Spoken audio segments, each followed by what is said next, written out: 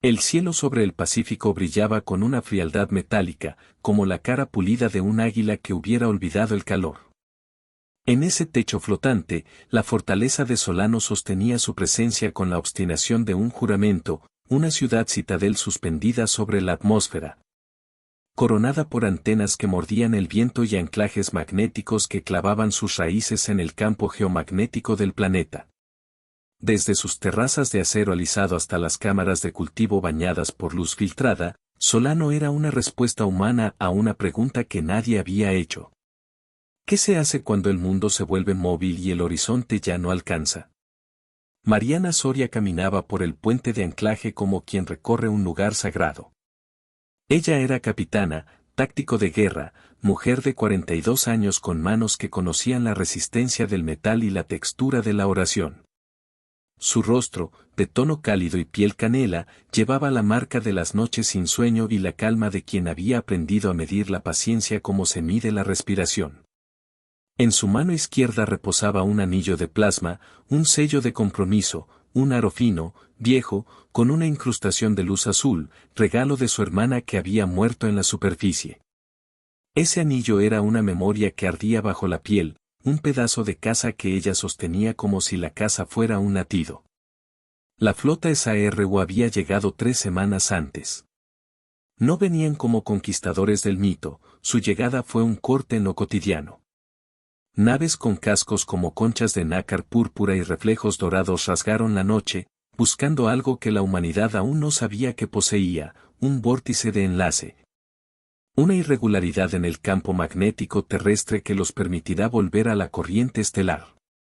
Su líder, General Kael, se describía en las primeras transmisiones como autoridad del gremio de navegantes, su especie, alta, con piel azul verdosa y trenzas que colgaban como cables dorados. Dejó huella en la cubierta cuando descendieron. No había en su llegada risa ni furia, había pragmatismo, ojos que escudriñaban, manos que olfateaban el mundo como quien estudia la textura de la corteza de un árbol extraño. Al principio, la negociación fue un baile medido. Los SARU ofrecieron tecnología, hermandad cósmica, promesas envueltas en brillo. Los humanos respondieron con cautela.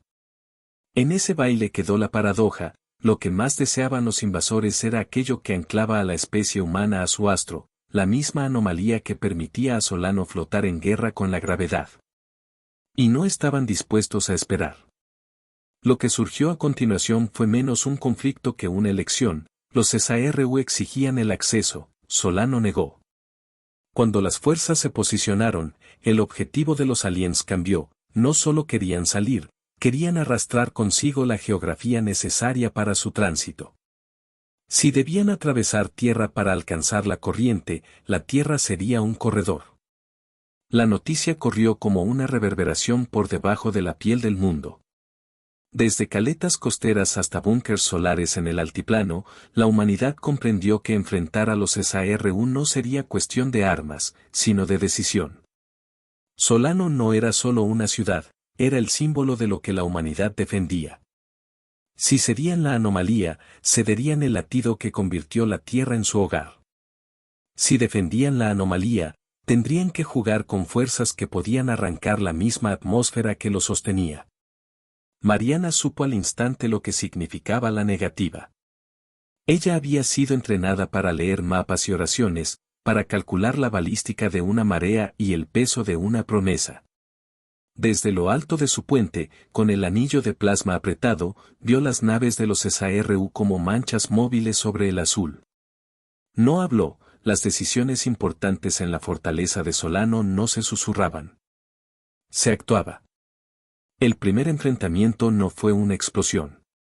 Fue una sonda que penetró una de las jaulas de cultivo debajo de la cubierta.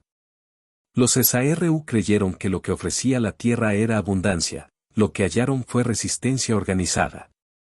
No eran solo líderes y brazos, eran comunidades. Agricultores que habían convertido cápsulas de agua en santuarios, monjes de la órbita que recitaban datos antiguos como plegarias, técnicos que habían inventado códigos de supervivencia. Lo que los SARU no esperaban era que la humanidad no solo defendiera con armas, defendiera con fe. La fortaleza ardía en una calma contenida. En la cubierta de observación, Mariana cerró los puños y dejó el anillo de plasma sobre la mesa de mapas. No había juramento más cavernoso que el de una comunidad frente a su posible desaparición. La promesa no estaba escrita en pólvora, estaba escrita en rostros. Desde allí, mientras las luces del amanecer recortaban la silueta de las naves, su decisión tomó forma: harían pagar un precio que los SAR-1 no podrían soslayar. Pero el precio tendría que ser algo que la humanidad pudiera aceptar perder. En el horizonte, el mundo empezó a moverse de otra manera. Las mareas cantaron diferente un día, como si la tierra hubiera exhalado con consideración. La tensión que subyace entre libertad y legado se cristalizaba en un hecho: la fortaleza de Solano, con toda su ingeniería, su gente y su historia, tenía que convertirse en el instrumento de la resistencia. No había cálculo que no incluyera sacrificio. Y en la mente de Mariana, la palabra sacrificar palpitó como un tambor que anuncia una marcha. La ciudad flotante se organizó en torno a una nueva liturgia: la preparación del lazo térmico. Era un artefacto ancestral reinventado por ingenieros y monjes, un entramado de conductores que permitía manipular el campo magnético local de manera extrema. En el centro del lazo, protegido por cámaras y por la fe pagana de sus guardianes, giraba la Solace Array, una red de espejos, superconductores y celdas térmicas que concentraba energía solar en vectores ajustables. Diseñada originalmente para estabilizar el anclaje de Solano, la Solace Array podía, con calibración extrema, emitir una pulsación de torsión capaz de alterar la trayectoria de objetos en la estratosfera. Era un arma de control del cielo, una cuerda vibrante que podía, en términos técnicos o poéticos, agarrar el espacio alrededor de la Tierra y decirle a ciertas cosas que ya no podían irse. El costo: activar la Solace Array en intensidad de combate significaría recalibrar los anclajes magnéticos, fisurar las capas de plasma que protegían las cabinas externas y sembrar el planeta con un latido nuevo y más frío. Las estaciones recalcularon la previsión climática y la noticia fue rotunda en su crudeza: la atmósfera sufriría un reequilibrio severo, la migración de especies costeras cambiaría. Los patrones del ciclo de agua se verían interrumpidos por décadas. En palabras llanas, la Tierra pagaría una factura que se prolongaría generaciones. Pero esa factura aseguraría que ningún propulsor de navegación SAR-1, ni su mecánica de salto en la corriente, pudiera encontrar un vector seguro para arrancar. Mariana no tuvo dudas tácticas al principio: su contienda era, en esencia, religiosa y geométrica: la fe en que la humanidad merecía la permanencia, y la convicción de que el mundo era suya para protegerlo. Los consejeros civiles y los monjes orbitales se reunieron en cúpulas de vidrio donde las estrellas parecían clavar puntas frías. Allí pesaron cifras, vidas futuras y la posibilidad de derrota. Había una palabra que rondaba sus conversaciones: legado. ¿Qué legado se quería dejar? ¿Uno de colaboración y sometimiento, o uno de sangre y memoria? La fortaleza, que había sido un refugio, se transformó en tribunal. A Solano llegaron refugiados de la superficie, pescadores con manos como la proa de un barco, científicos con ojos hundidos de vigilia, niños con nombres difíciles de pronunciar y rostros que buscaban un techo que se sostuviera por fe. Entre ellos estaba un viejo archivista, Martín Ortega, guardián de un holo emblema que representaba a la primera tripulación de la fortaleza. El emblema no era solo un recuerdo, era una promesa materializada, una pieza de metal y luz que, según la tradición, debía acompañar a la fortaleza en su juicio final. Martín, con su piel curtida por la sal y la vida sobre la superficie, depositó el holo emblema en la cámara de custodios como quien entrega un relicario. A su lado, en las cámaras inferiores, un equipo de jóvenes técnicos manipuló datos viejos: registros de clima, registros de flota, datos de la anomalía. Entre ellos sobresalía Lía, una ingeniera de 28 años con una cicatriz en la ceja y la serenidad de quien entiende los números como plegarias. Lía mantenía un datalog en su tablet, la última bitácora de su padre que había participado en la construcción de la Solace Array.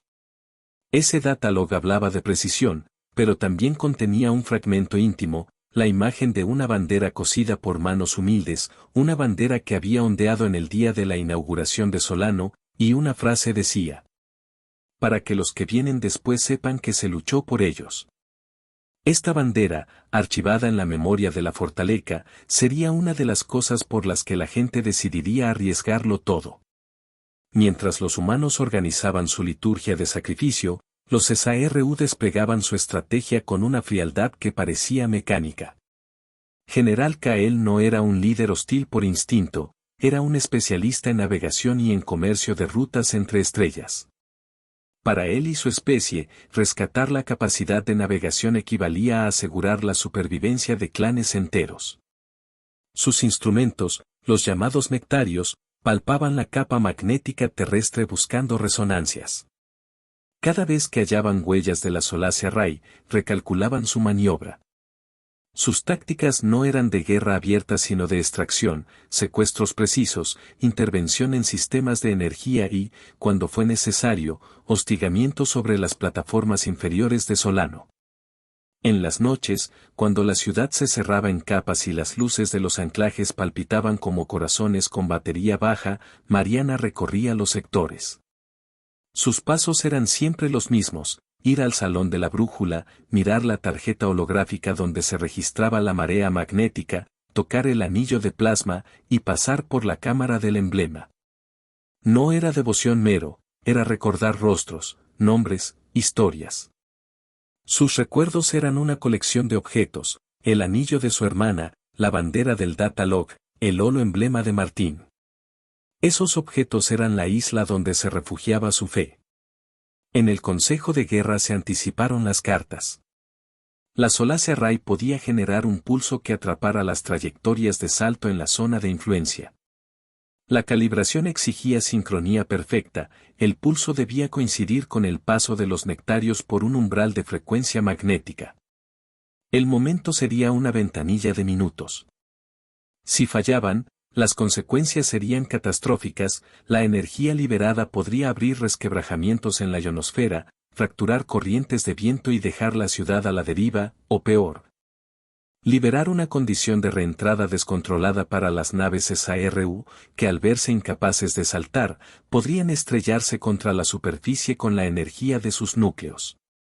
La idea de detonar la calibración completa, con la intención de atrapar a las naves alienígenas en una jaula que el mundo comprendería como un sacrificio, surgió como una opción putativa y luego como la única estrategia viable. No era una moda heroica, era un cálculo de fe: si la humanidad iba a mantener su derecho a la permanencia, debía estar dispuesta a renunciar a parte de su confort, a asumir un daño que los alcanzaría a largo plazo. Era, en el fondo, la definición misma de sacrificio planetario. En las barracas, se organizó la tripulación que ejecutaría la maniobra. Había técnicos, monjes orbitales que recitaban parámetros como letanías, y combatientes con armaduras de cerámica azul-gris. Entre ellos destacaba un pequeño grupo liderado por Mariana, Lía y Martín. Cada uno portaba un objeto que definía su historia: el anillo, el Datalog, el holo emblema. Como reliquias, no eran pragmáticas, eran el pegamento moral que sostendría sus manos en el acto definitivo. Los SARU, por su parte, habían comenzado a sentir que las redes humanas eran más complejas que lo previsto. Sus prisiones temporales de vehículos fueron minadas por sabotajes, y los intentos de extracción de los nectarios fueron repelidos por maniobras de interferencia. En secreto, General Kael ordenó labores diplomáticas intensas: ofrecerían un intercambio, el acceso a su tecnología a cambio de la anomalía, y, si eso fallaba, brisas de terror. Sus emisarios se dejaron ver cada vez más cerca de la guardia, suplicando, calculando, enseñando su propia versión de las consecuencias: sin la corriente, sus clanes se enfrentarían a extinción. La confrontación, por tanto, se volvió inevitable. La fortaleza de Solano tenía entre sus engranajes no solo tornillos y circuitos, sino rostros que miraban alarmados la posibilidad de un mundo transformado por la decisión que estaba por tomarse. Las decisiones morales no eran contagiosas en la medida en que eran compartidas. Por eso, en una plaza llamada el Atrio de las Anclas, se colocó la bandera del Data Log y se dejó que la gente pasara a tocarla, a recordar. La liturgia se convirtió en un ritual de ciudadanos. Quien tocara la bandera depositaría, además, una promesa personal dentro de una caja blindada. Promesas que serían leídas por generaciones y la ciudad debía desaparecer. Mariana aceptó su papel con la serenidad de quien no espera la comprensión, sino la ejecución. Sus manos apretaban el anillo de plasma como si en él se encerrara la voz de su hermana. Ella sabía que el sacrificio no era solo de su generación.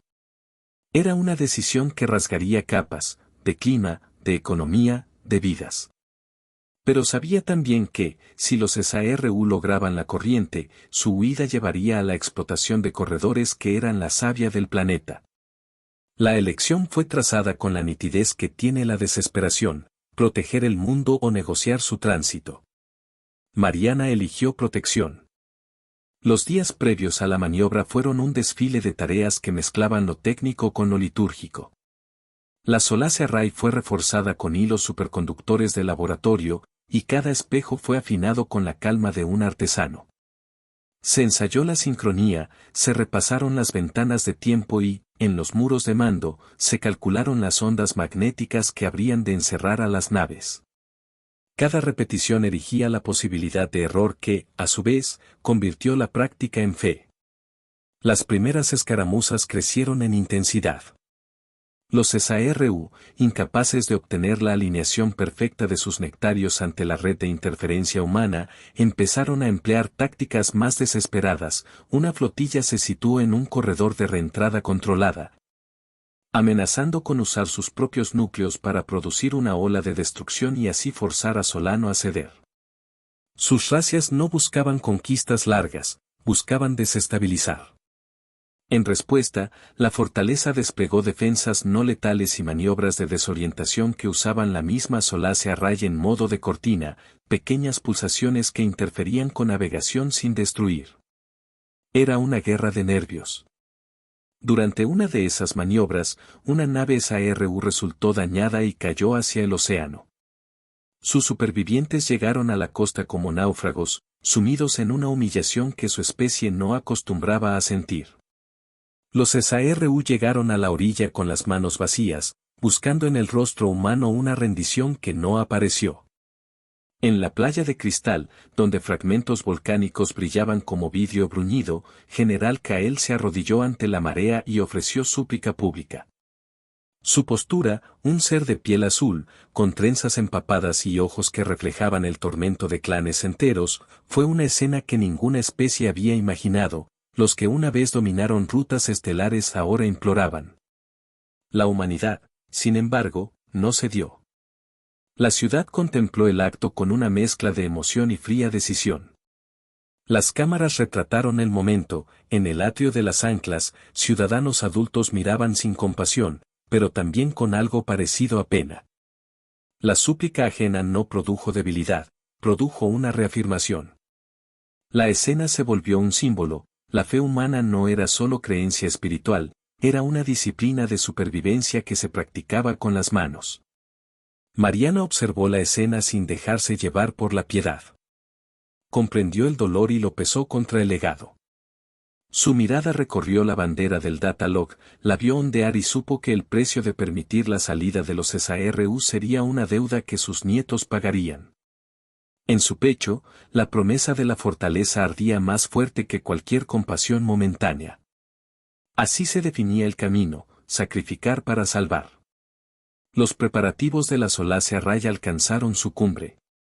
La calibración exigía una maniobra simultánea en 4 anclajes.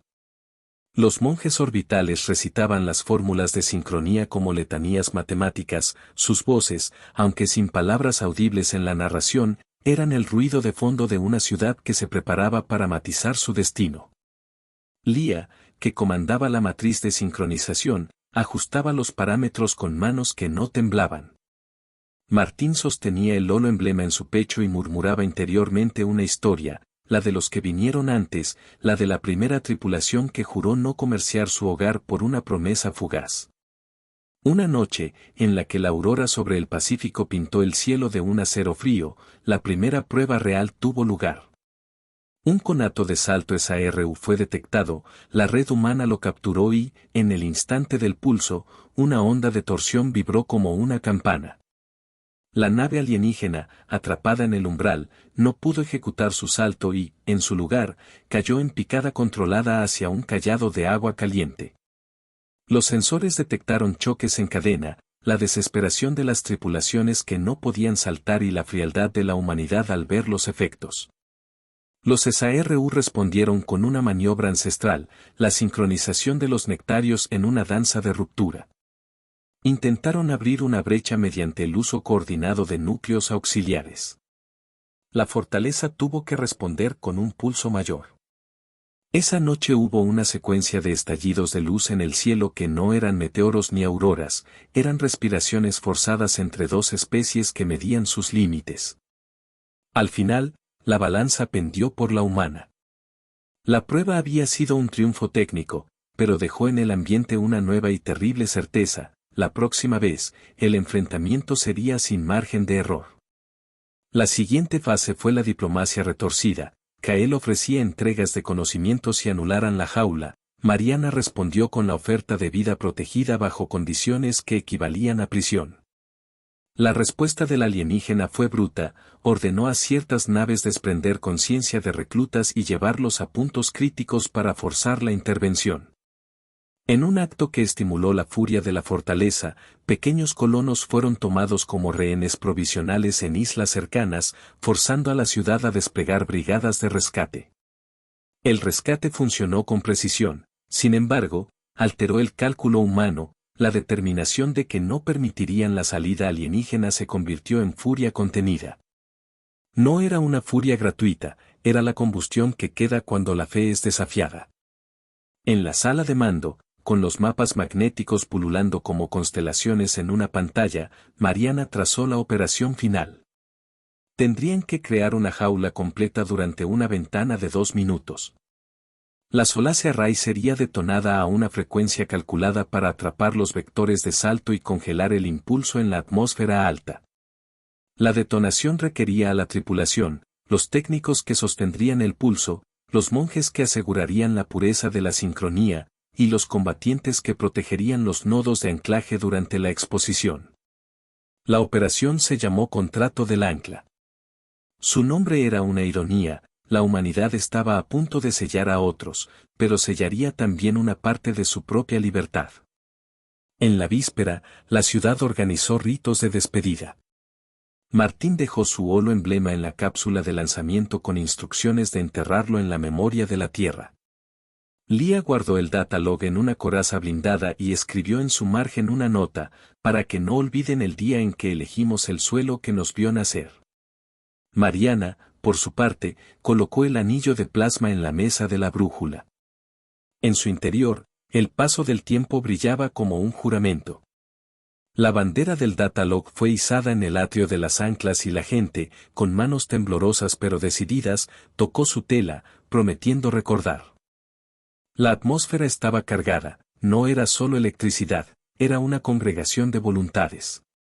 Y en ese instante, cuando la ciudad entera parecía contener la respiración, una transmisión de General Kael atravesó los canales comunes. No hubo súplica, ni amenaza. Fue una comunicación distinta, una narración de su pueblo, de su necesidad. La humanidad la recibió, no para ceder, sino para entender. Al terminar, la comunicación dejó un sabor ácido. Los SARU estaban dispuestos a cualquier cosa para recuperar su libertad, porque su libertad era la línea entre existir y la extinción de sus clanes. Fue entonces que se produjo el primer encuentro físico. Una escuadra alienígena intentó infiltrarse en la cubierta de mantenimiento para sabotear los anclajes.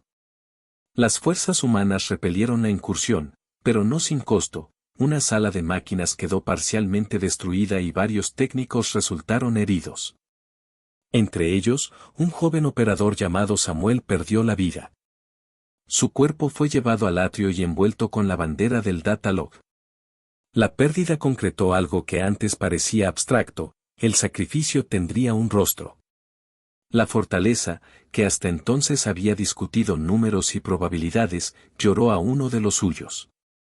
Las lágrimas no eran un signo de debilidad, eran un recordatorio de quienes estaban pagando la factura. La reacción pública fue intensa. Muchos clamaron por ser más mesurados, por negociar. Otros, más enfocados en la supervivencia, pidieron acelerar la ejecución del contrato del ancla. La opinión pública dentro de Solano se volvió un pulso que debía medirse con tanta precisión como los campos magnéticos. Finalmente, la decisión fue tomada por una comisión en la que Mariana tuvo la voz decisiva. No fue una decisión alegre. Fue una decisión contenida, moral y operativa, marcada por los rostros que había tocado y las reliquias que había visto. Era la única manera de impedir que la humanidad fuera desplazada de su mundo por quienes buscaban usar su tierra como una vía. La mañana del día del contrato llegó como una franja de acero en el cielo. El sol se elevó blanco, sin misericordia, y la ciudad vibró con una consagración mecánica. Las ventanas de la cúpula mostraban un Pacífico que parecía sostener la respiración. El horizonte, afilado como un cristal, no ofrecía refugio ni promesa alguna. En la cámara de mando, Mariana se colocó la chaqueta de combate, su anillo quedó en el borde de la mesa, cercano a la brújula. Los monjes orbitales se distribuyeron en sus estaciones, y Guía tecleó las últimas correcciones en la matriz de sincronización. La operación se desplegó en capas. Primero, un grupo de interferencia creó una cortina de micropulsos que confundió los sensores SARU. Segundo, los nodos de anclaje exteriores descargaron microdescargas para estabilizar la Solace Array. Tercero, la ciudad entera se estructuró como un organismo, cada celebrar de luz, cada turbina, tenía un papel en el ritual. Y, por encima de todo, la gente, con la bandera del Datalog y el holo emblema, permanecía en silencio, su presencia era una forma de energía. El primer pulso fue una caricia al cielo. La Solace Array emitió una pulsación que atravesó las capas superiores y dejó un rastro de resonancia. Los nectarios SARU, al sentir la vibración, trataron de recalibrar. Pero la segunda pulsación, calibrada por Lía y sus técnicos, fue más incisiva. Allí donde la nave buscaba asentarse para el salto, el campo de torsión se cerró y el vector de salto fue comprometido. Las naves empezaron a perder estabilidad en la estratosfera. No pudieron ejecutar la maniobra. Se produjo una cadena de eventos, algunos intentaron apagar núcleos auxiliares para improvisar una entrada, otros se vieron forzados a descender controladamente. El cielo se convirtió en un mapa de luz. Naves arrestadas vibraban con la electricidad de la impotencia. En la distancia, sobre la playa de cristal, General Kael observó con los ojos como agujeros azules. Sus trenzas ondulaban al viento como cuerdas de una cítara rota. No hubo gritos. No hubo órdenes grandilocuentes. Lo que hubo fue la conciencia fría de que su plan se estaba deshaciendo. Sus representantes suplicaron, volvieron a suplicar. Una de las naves, cuya tripulación quería preservar el honor de su gente, intentó un salto descoordinado que falló y generó una explosión en la alta atmósfera. La onda resultante lanzó fragmentos que encendieron incendios en alta mar y empujaron corrientes térmicas como manos enfurecidas sobre las olas. El acontecimiento que produjo la epifanía, la mezcla de fe y rabia que hace erizar la piel, ocurrió cuando un combo de naves SARU, intentando forzar su salida con una maniobra de reentrada suicida, fue literalmente atajado por la Solace Array que, en uno de sus modos más extremos, generó una malla de torsión que envolvió los núcleos alienígenas. Las naves, incapaces de completar su salto y sin opción de dejar el pulso, comenzaron a caer, no con el estruendo clásico de las explosiones, sino con una lenta, humillante contorsión. Sus tripulaciones emitieron tonos que eran gemidos de maquinaria y de carne. Desde la cubierta de observación, la gente vio como uno de esos cascos, un arca de biomasa brillante, se partió en gotas que chispeaban y se hundieron al mar como si la propia naturaleza reclamara lo que se creía ajeno. Kael, en la playa de cristal, levantó las manos y clamó una vez más. Esta vez fue diferente.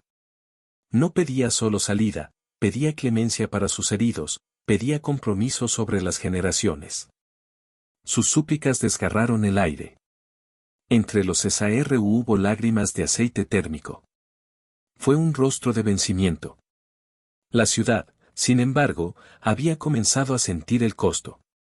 La Solace Array vibró con una intensidad que no estaba planificada originalmente. La red, corregida por el templo de quienes la administraban, exigió una liberación mayor de energía para contener a las naves restantes. Lía, leyendo las oscilaciones, comprendió que había que forzar la Solace Array hasta su límite. La decisión que se abría frente a la fortaleza era brutalmente clara: prolongar la maniobra y arriesgar un colapso estructural y un daño planetario duradero, o retirarse y permitir la huida de los SARU. Con la perspectiva de que volverían otros y con caminos abiertos para las rutas que devastarían el planeta. Mariana dio la orden. No hubo arrogancia en su voz, solo cálculo. El equipo reforzó la Solace Array y dirigió la sincronía hacia una frecuencia que no solo detendría la maniobra de salto, sino que haría inerte todo intento de reintegración por un periodo prolongado. Era un pulso que atravesaría la ionosfera y reorganizaría las corrientes de viento en una escala no prevista. Era, en términos poéticos, una cortina que cerraría la puerta a la corriente. En términos prácticos, era la detonación de una política planetaria. La fortaleza de Solano estaba a punto de pagar con su pulso de energía el derecho a permanecer. El instante que siguió fue la suma de todas las tensiones. La Solace Array quemó su propio sustento. Los espejos centraron la energía, las celdas térmicas alcanzaron temperaturas que suscrecieron metal, y los anclajes magnéticos exhalaron todo lo que tenían. La malla de torsión se cerró como una jaula invisible. Las naves, atrapadas, comenzaron a perder funcionalidad. Algunas dejaron de responder, otras, ante la imposibilidad de desintegrarse, descendieron en caída controlada. La atmósfera reaccionó, corrientes de aire se reordenaron, y la ionosfera entonó un gemido que hizo vibrar las cubiertas de Solano. Fue en ese momento que la ciudad empezó a pagar su precio. Los anclajes sufrieron ciclos fuera de tolerancia. Las turbinas, estranguladas por la nueva demanda energética, comenzaron a chocar contra sus límites. Se oyó un crujido profundo en el vientre de la Citadel. No era metálico, era el sonido de una comunidad ajustándose a la decisión de ser defensora feroz. Lágrimas simultáneas cruzaron rostros humanos cuando los indicadores de clima dibujaron gráficos que mostraban el inicio de un cambio global. No sería inmediato, pero sería extenso. Lía dejó su puesto con las manos temblorosas, mientras Martín sostenía el holo emblema con la respiración entrecortada. Mariana, con el anillo de plasma ahora en su dedo, observó la pantalla que mostraba la caída controlada de los cascos SARU y entendió, con una claridad cristalina, que el sacrificio había comenzado. En la playa de cristal, Kael se elevó sobre sus rodillas y, por primera vez ante el mundo humano, pidió algo que no era conquista ni comercio. Pidió espacio para salvar a su gente de la extinción que la falta de la corriente traería. Su petición fue ninguneada por los hechos, la jaula estaba echada y la Solace Array seguía latiendo. Las naves sufrieron una suerte de encarcelamiento atmosférico, algunas encallaron en aguas profundas, otras fueron obligadas a romper sus núcleos para evitar incendios mayores. En su conjunto, el acto humano de cerrar la puerta de salida había triunfado. Pero la narrativa no era una victoria sin heridas, la realidad física de la Tierra se había modificado. La atmósfera, al reajustarse por la acción de la Solace Array, cambió flujos de calor, desvió corrientes y comenzó un proceso que, como pronosticado, afectaría al clima en escala decenal. La escena final del choque fue, en su crudeza, una mezcla de triunfo y de pérdida. Sobre la cubierta de observación, en el centro de la ciudad, Mariana vio caer una lluvia de fragmentos luminosos, restos de naves y escombros que, convertidos en meteoritos menores, ardían y desaparecían en la distancia. Hubo quienes se arrodillaron, otros que gritaron, algunos que lloraron, y otros que cantaron en silencio. La humanidad había defendido su hogar con un gesto tan antiguo como la especie, la renuncia a algo para salvar lo que estaba más cerca, lo que le daba sentido. Fue un acto de fe vestido de acero. En el lado contrario, el rostro de General Kael fue una máscara de derrota que no ocultó la gratitud. Sus súplicas, convertidas en lamentos, no cambiaron el hecho, sus rutas habían sido clausuradas.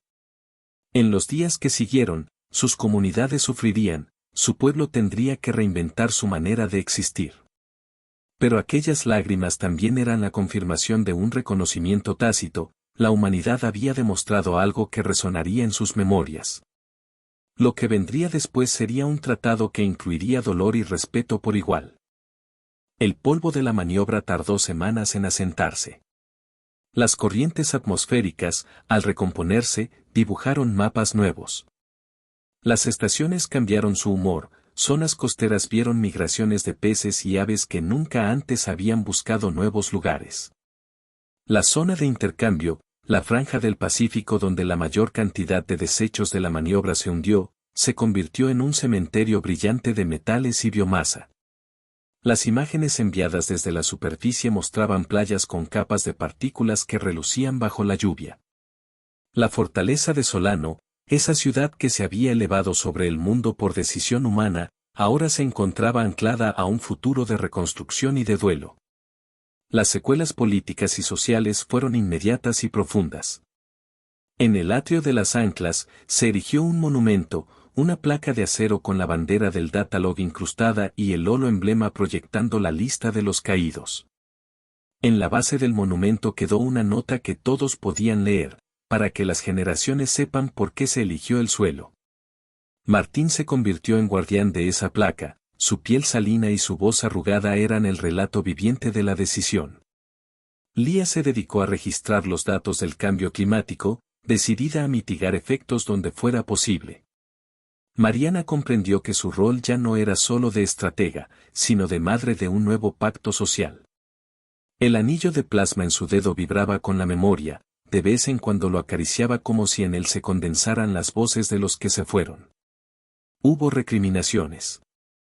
En plazas y foros se dijo que la fortaleza había procedido con exceso, que la negociación habría podido durar y encontrar caminos menos dañinos. Otros defendieron la acción, sin la Solace Array, la humanidad habría visto sus rutas cardíacas abiertas a explotadores que habrían drenado al mundo por beneficio. Las discusiones políticas se llevaron a cabo con el ruido de cifras y el silencio de las tumbas. Pese a todo, la narrativa pública se inclinó hacia la gratitud, la idea de la defensa de la tierra caló hondo. Es fácil, con retrospectiva, construir himnos. Los SARU, por su parte, tuvieron que aceptar la realidad.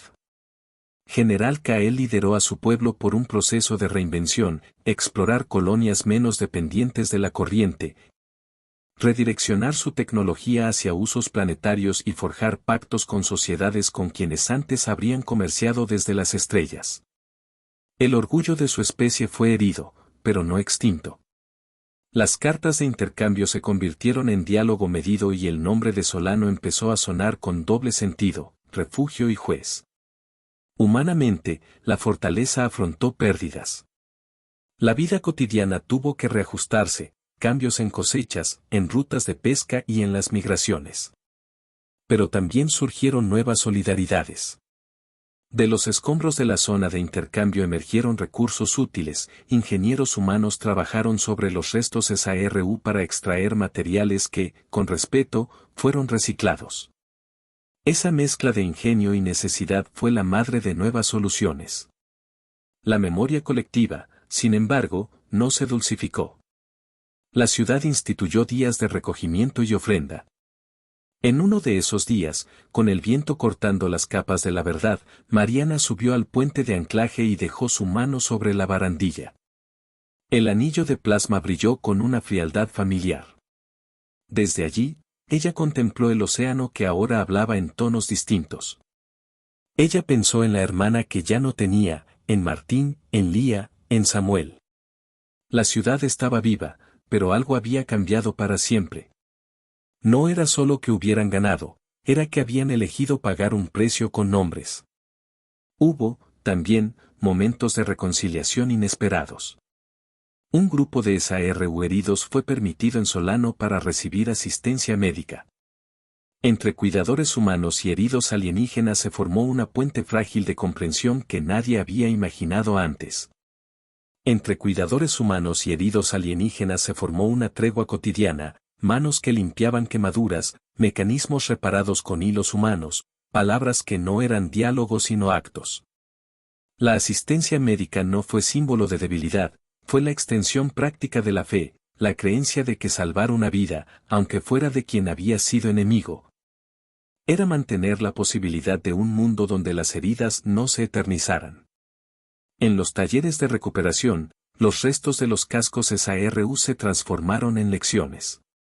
Ingenieros humanos, guiados por los data logs de Lía y las anotaciones del archivo de Martín, usaron materiales alienígenas para fortalecer turbinas y reparar filtros de agua dañados por la redistribución atmosférica. De forma austera y paciente, se inventaron soluciones que aplicarían no solo a Solanos sino a comunidades costeras ahora forzadas a adaptarse. La ciudad que decidió cerrar la corriente ahora se dedicaría a reparar, mientras enseñaba a otros a resistir. Hubo confrontaciones públicas, inevitables en una sociedad que había elegido pagar con su porvenir. Foros ardieron en debates encendidos, los que habían perdido familiares recitaban nombres como juramentos y los que veían el mapa climático temblar pedían planes de mitigación inmediatos.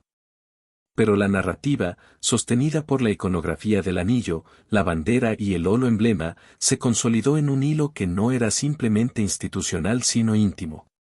La gente acudía al monumento del atrio de las anclas, tocaba el acero y veía proyectarse, en la luz del holo emblema, el desfile de aquellos a quienes se les había pedido ser memoria. Martín, con la voz arrugada, contaba historias, sobre la primera ancla, sobre la mujer que tejió la bandera con manos agrietadas para que hubiera algo que sostener cuando todo él se fallara. Esas historias fueron pesadas como un juramento. Un día, poco después de los actos iniciales de socorro, ocurrió un instante que erizó la piel de la ciudad. Un joven reciclador que trabajaba en la zona de intercambio extrajo entre los restos el cuerpo semiconsumido de una criatura SARU, todavía respirando por máquinas indígenas improvisadas. Cuando la comunidad se acercó, con la bandera de la fortaleza extendida en silencio, un viejo pescador, que había perdido redes y hogares, tomó la mano del herido y la cubrió con un trapo. No hubo palabras, el gesto fue un abismo de fe y rabia que se cerró en un solo movimiento, la fe de curar al otro, la rabia de ver la razón de la guerra. Fue un momento que dejó a todos enmudecidos, la piel de la nuca erizada por la mezcla de emociones. Algunos lloraron por lo que habían perdido, otros lloraron por lo que habían salvado. Esa escena entró en la memoria de Solano como la imagen que enseñaría a sus nietos la complejidad del sacrificio, que salvar podía doler tanto como herir. En la política interespecies, los SARU enviaron delegaciones a Solano para negociar términos que no fuesen humillantes. General Cael, con sus trenzas ahora recogidas en una banda sencilla y la mirada menos altiva, aceptó entrar a la ciudad bajo escolta. En el atrio, ante el monumento de la bandera y el holo emblema, Cael depositó una pequeña placa de su propia ciencia, un registro que atestiguaba las rutas y pérdidas de los suyos. No fue un acta de rendición, fue un reconocimiento mutuo. Los tratados que siguieron no borraron el dolor, pero trazaron límites, vigilancia compartida sobre los corredores magnéticos, prohibición de experimentos con saltos locales sin supervisión multilateral. Y un compromiso de reparaciones tecnológicas. Fueron pactos frágiles, nacidos del cansancio y del respeto que se forja en la derrota. Mariana continuó siendo, para muchos, la figura evidente de la decisión. Su rol se alargó más allá de la cúpula de mando, fue mediadora en asambleas, vigilante de los daños ambientales y madre simbólica de las políticas de mitigación.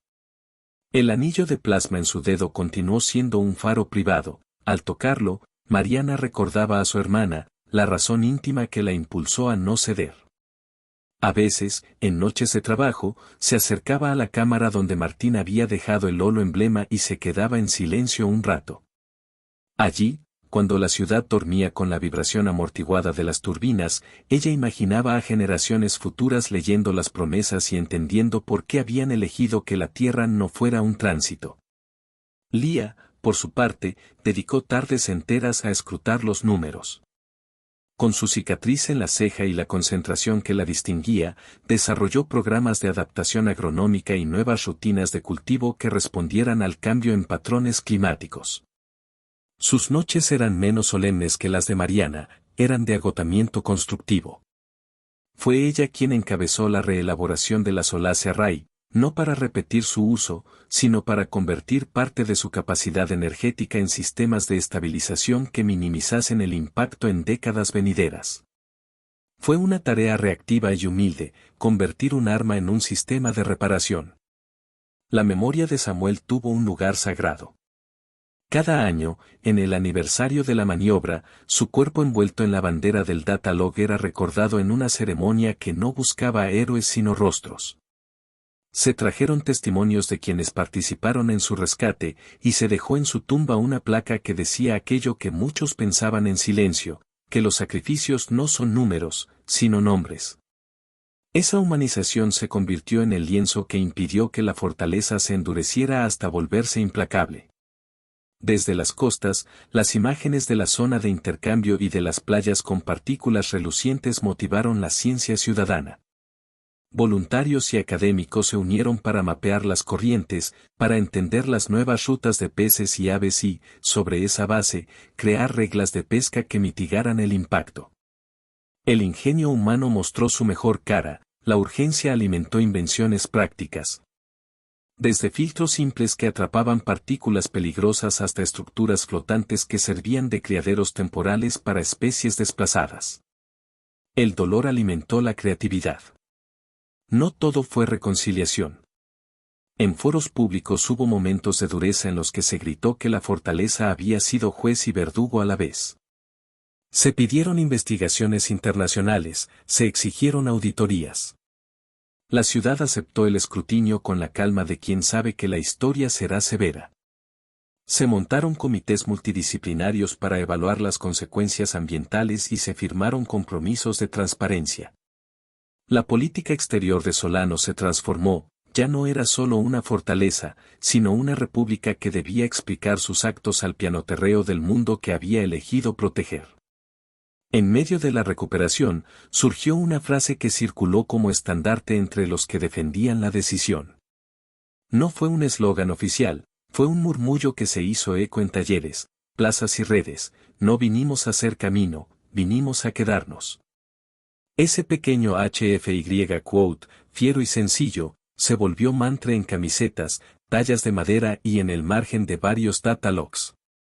No era jactancia, era una declaración de propósito. La humanidad no había sido simplemente un punto geográfico, era cultura, memoria y cuidado. La frase sintetizaba la defensa que habían hecho, no por expansión, sino por pertenencia.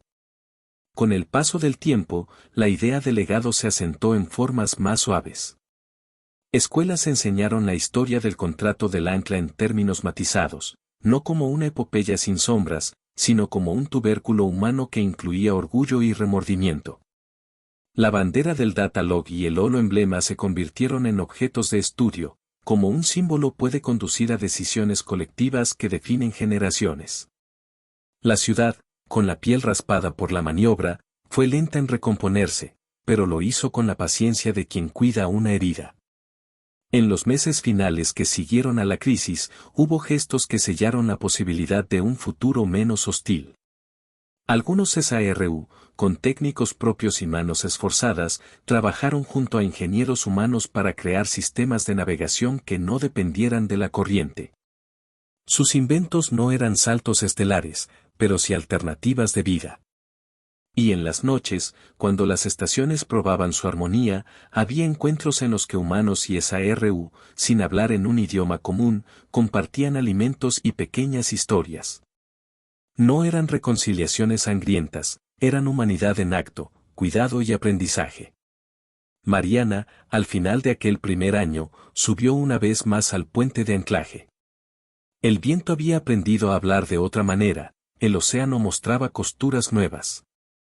Ella dejó su mano sobre la barandilla y sintió el anillo de plasma caliente por el sol. No hubo celebraciones ostentosas, solo una ciudad que respiraba con la lentitud de quien ha pagado y aprendido. Su mirada recorrió el horizonte alterado y comprendió que la decisión quedaría inscrita en la geografía emocional de la especie. Había un alivio milimétrico, una tristeza que no terminaba de cicatrizar y una certeza: habían defendido un hogar a costa de su porvenir inmediato. Y en la memoria colectiva, cuando los niños de Solano preguntaban por qué su mundo había cambiado, las respuestas eran sinceras y duras. Se les habló de promesas, de elecciones, de rostros envueltos en banderas y de la necesidad de proteger aquello que los hacía humanos, su vínculo con la tierra. Se les mostró el holo emblema y se les entregó la historia en palabras claras, que a veces la fe exige formas que queman. Una tarde, en la cubierta de observación, Martín encendió el holo emblema y dejó que proyectara, por un instante, la lista entera de los nombres. Lía, junto a él, sostuvo la tablet donde estaba el data log. Mariana pasó la mano por el anillo de plasma. Fue un ritual sobrio. Y cuando la ciudad exhaló, como si al fin soltara la tensión de un largo sostenido, quedó la sensación de que algo esencial había sobrevivido, la voluntad humana de cuidar su sitio en el cosmos. Aún con las costillas marcadas del sacrificio. La vida continuó, lenta y obstinada, en la fortaleza de Solano. Los SARU buscaron rutas nuevas, la humanidad reconstruyó y enseñó, y, en los márgenes, la naturaleza empezó a reacomodarse a la nueva canción del aire. Allí, en el lugar donde se habían trazado límites y se habían pagado costos, quedó una lección que no se borraría con los años: la fe, cuando se vuelve acción colectiva, adquiere la forma de un muro que protege y de una luz que señala el precio de la permanencia. Y cuando el humo se disipó, solo la fe seguía en pie. Vinieron por un planeta, pero encontraron a la fe humana encendida.